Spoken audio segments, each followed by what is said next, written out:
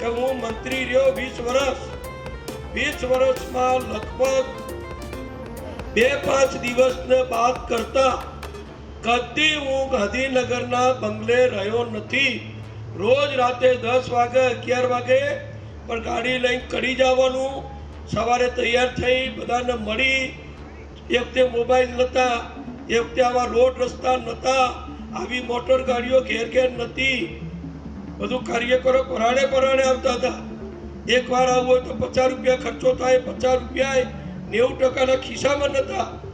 એ વખતે બધાનું કાગળો રજૂઆતો ભેગું કરી અને ગાંધીનગર જઉં. આ 20 વર્ષમાં મંત્રી તરીકે હું 10 દિવસથી વધુ ગાંધીનગરના બંગલે નથી રોકાયો. બધા કામ કરે ને કામ કરાવડાવો એટલે કાર્યાલય આવું કહેવાય. એ ખાલી કાર્યાલય પાટિયું નબળાવી દે એવું કાર્યાલય નહીં. કામ કરે એનું નામ કાર્યાલય. એનું શબ્દ એને ચૂંટણી છૂટી પાડો તો કાર્ય થાય એ આલય. આ આપણું આ ભાજપનું કાર્યાલય છે.